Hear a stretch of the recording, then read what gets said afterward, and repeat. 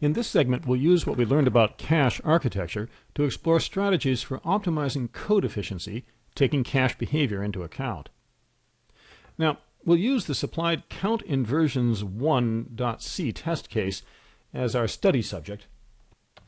Now it's this guy here, which I'll font up a little bit for the discussion. Now, there are 4 versions, each with progressively better cache performance. Look at only the first version for now. We'll have in-lecture questions to develop the other 3. As you can see from the source code, countinversions1.c sets up a rather large testing type we'll call cache hog.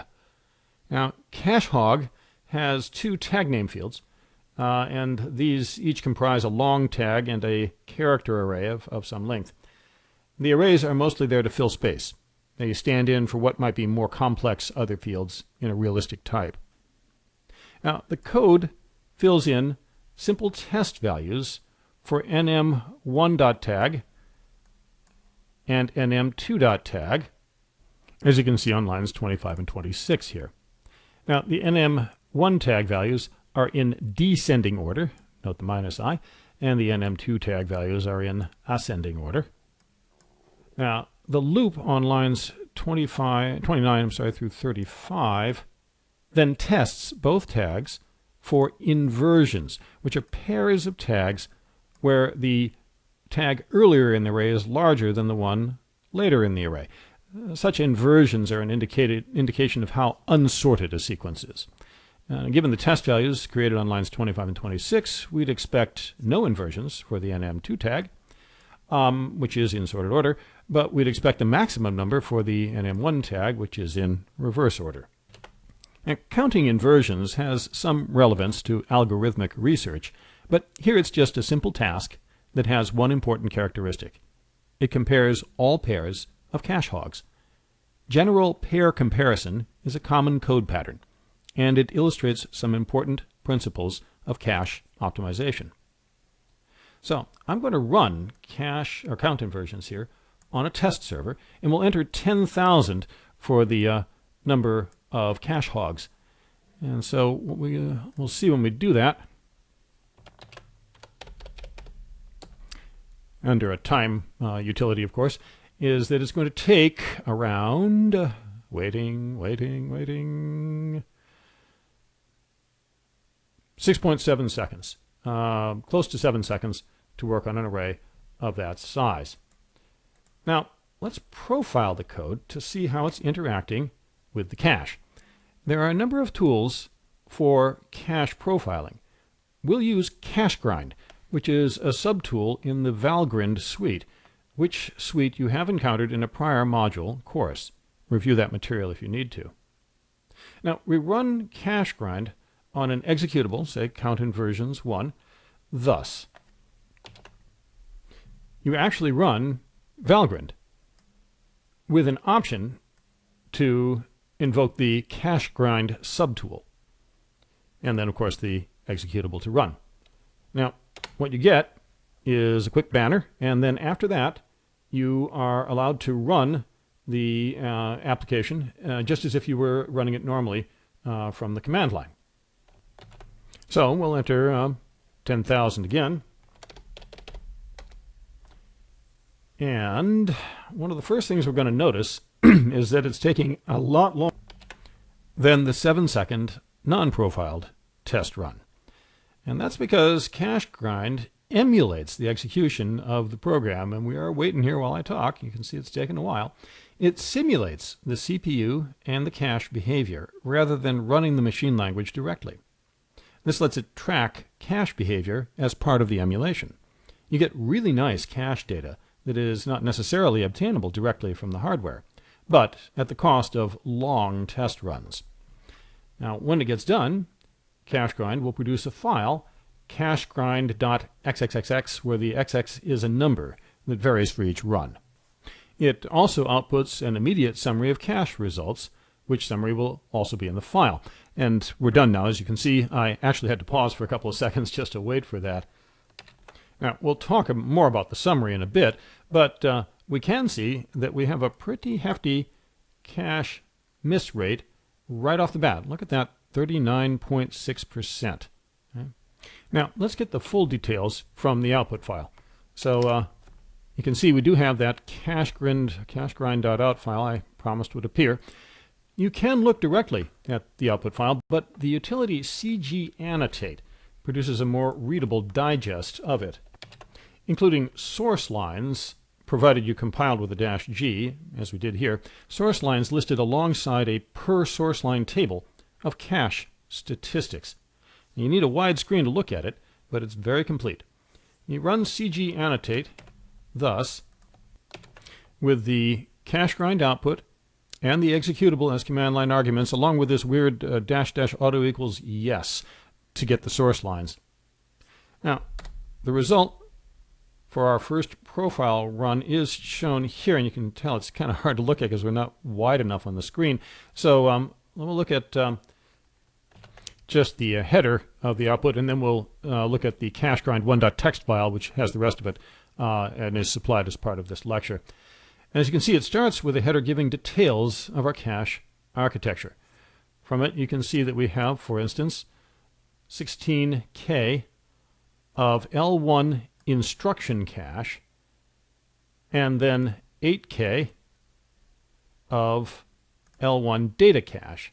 And those are labeled I1 and D1 for instructions and for data in the cgannotate output. The instruction cache has 32-byte cache lines, and it's 8-way associative. The data cache has 64-byte cache lines, and it's 4-way associative. The LL, last or lowest level cache, which is simply L2 cache in our case, is much larger, but it does have the same cache line size. Now, there are 9 columns giving statistics for instruction cache reads, and data cache writes. And we'll look at the file that we promised here to get that overview. So here are 9 columns in each of the 3 groups I mentioned for the instruction cache, for reading the data cache, and for writing the data cache. And of course we have source lines for the program sitting right next to them, so each line applies to the source line in question. And by the way, there are no instruction cache writes for obvious reasons. Code is read-only in modern architectures. Now, each 3-column set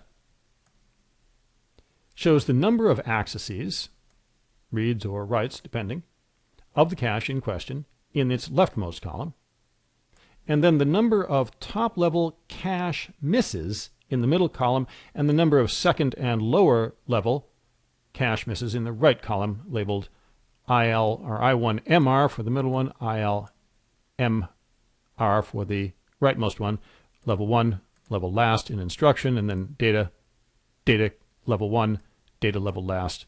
So that's what those abbreviations are about. Now, the concept of a cache miss is central to optimizing for cache.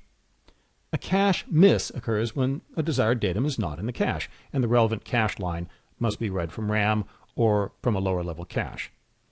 Obviously, you have to have some cache misses, or there'd be no data in the cache at all. But given the much slower speed of the lower level memory, too many cache misses can seriously slow a program. And this is especially true for misses in the L1 caches, what cache grind calls I1 and D1 cache. Now, optimizing cache use involves using data while it's in cache and not having to load it repeatedly to cache. So let's start by looking at these first 3 columns here, those for instruction cache. Now, right off, we can see that there are very few cache misses in that middle column. And this makes sense, since we have a relatively small program that fits easily in its entirety in I1 cache. Still, there are a few interesting points here worth asking about. Question 1. The widely varying numbers in the leftmost column tell you something interesting about the lines to which they apply. Why do they vary so much, and what does that indicate? Turning from a pause, well, nothing surprising here. All I1 reads come from the CPU advancing through the program and reading instructions from cache. And these numbers simply show the number of times each line is executed, times the number of instructions fetched per line. Now, that's a bit different from execution time, of course, since instructions don't all take the same amount of time. But it's a good proxy for a line-by-line execution profile. You can see, for instance, that line incrementing the number of inversions in NM2 is never run because there are no inversions, as we discussed earlier in the NM2 tags. So, question 2. Why do some lines show instruction cache misses, ranging from 1 all the way up to 3, while others show none? Think about the 32-byte instruction cache lines.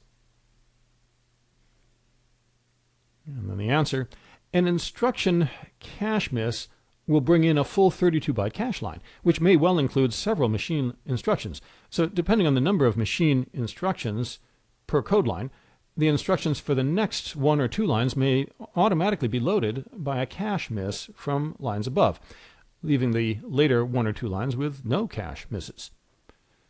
A line with more than 32 bytes worth of instructions will span 2 cache lines, and a shorter line might also, depending on the alignment of instructions on cache line boundaries. Plus, if the line in question is a for loop header, like this one here, for instance, then the incrementer, I++, is down at the bottom of the loop, despite being written at the top, and thus may be in an entirely different cache line. So 3 cache misses for this line 24 loop header are not surprising. Now, in another program, we might need to do some code reorganization to improve cache use, but this program appears to have no problems. Let's move on to the data cache. Now, there are a couple of points. Zoom that in a bit since we can look at just the data cache. There are a couple of points worth discussing in the data cache stats, including the obvious pain point for optimization down here. So, question 3. Why are there 10,000 cache writes, apparently all of them misses, which are writes to data not present in the cache, in the body lines of this line 24 through line 27 loop? Are they something we should try to optimize? How much do they slow the program down? And coming back from a pause, well, they're writing the contents of the tag fields, of course. And while each is a cache miss, those fields are not in the cache till written, the write through to RAM can continue without stopping the CPU, unlike a read cache miss. So we don't need to worry about them. Question 4, though, just out of curiosity, why are there no read cache misses, there's that column there, on lines 25 and 26? Apparently there are 40,000 reads from cache for each, but no need at all to draw from RAM? Indeed, there are no read cache misses at all up to and including that loop. How is that possible?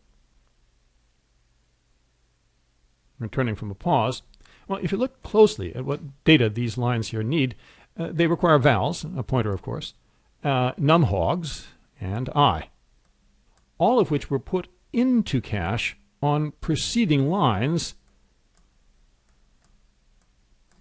and are now in cache for the duration of the loop. And they never needed to be loaded from RAM either because they were written on the lines above before ever being read. That's exactly how cache is supposed to function. The main RAM sees nothing from this code but writes of those values, those 3 variables, and then a bunch of tag values. And the CPU doesn't need to wait for anything since it reads what it just wrote straight out of cache and doesn't wait for the write-throughs to RAM, which are done on the side by the hardware. So, there's no optimization to be had in this first loop. But the nested loop is a different story. The line 31 and 33 if statements are missing cache about 1/6 of the time, 50 million misses each out of 300 million reads. Now that's got to be hurting performance. Let's see what we can do about it, starting by cutting the number of misses in half. So, question 5. Why are both lines missing cache? They're accessing the same cache hogs at the same time. Wouldn't the first line's cache miss load up the cache for the benefit of the second line? Now, returning from a pause there, well, they would if a cache hog fit in a 64-byte cache line. But at 10,000 or 1024, a kilobyte worth of size, a cache hog requires 16 cache lines. Only the first of these would be loaded by accessing the NM1 tag, and grabbing the NM2 tag will require loading of a different cache line. And note, even if the CPU anticipates that we'll access memory in sequence and preloads the next cache line after the most recently loaded one, it still won't help. The cache line holding the NM2 tag is 7 cache lines past the one holding the NM1 tag. Question 6 then. So how do we arrange for the NM1 tag cache miss to serve the NM2 tag access as well? Feel free to redesign cache hog for this. And returning from a pause there, as the hint obviously suggests, what we need to do is this, it's conversions 2.c we're looking at, we need to move the two tags together so that they are both at the start of cache hog. Now this requires breaking the nice nested data structure with the two tag names and just jamming all 4 fields, 2 tags, 2 names, into cache hog directly. Now a cache grind run, and the output is given in countinversions 2.txt, shows that we have now eliminated all cache misses for the second if. Right there, they're gone. And a timed run of the app, which we might as well try as well,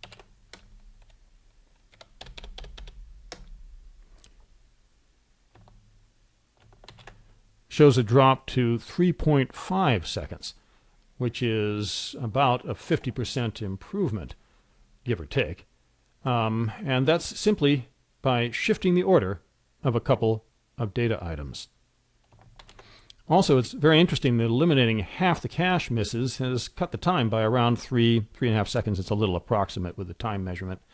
Now, it's reasonable to estimate that the other half of the misses are responsible for another maybe 3 seconds or so of runtime. And so that about 6 seconds, as it will turn out, or a little more, of the original nearly 7 seconds is entirely due to cache misses, with the underlying, admittedly simple logic of the program accounting for at most 1 second, and as it'll turn out, less than that. Those other cache misses now are looking like a good target for optimization. Before we do that, though, let's summarize the lessons learned so far. Cache optimization rule 1. Make frequently accessed data spatially contiguous, or at least proximate. And optimization rule 2. Access cache data in memory order sequence without gaps so that pre-caching can reduce misses. Keeping those tags together allowed one cache line to cover them. And even if they had fallen in 2 successive cache lines, any preloading on the part of the CPU would have reduced the misses on the second cache line, as long as there was not that huge 508-byte gap between them. Now, the unfortunate side effect of this rule is that it often requires tearing apart neat data structures, as happened to the tag names. This is a necessary evil of cache optimization in some cases. Now, in the next segment, we'll do a more sophisticated set of optimizations to eliminate all but about 2 to 3% of those remaining 50,000 cache misses, or 50 million, cache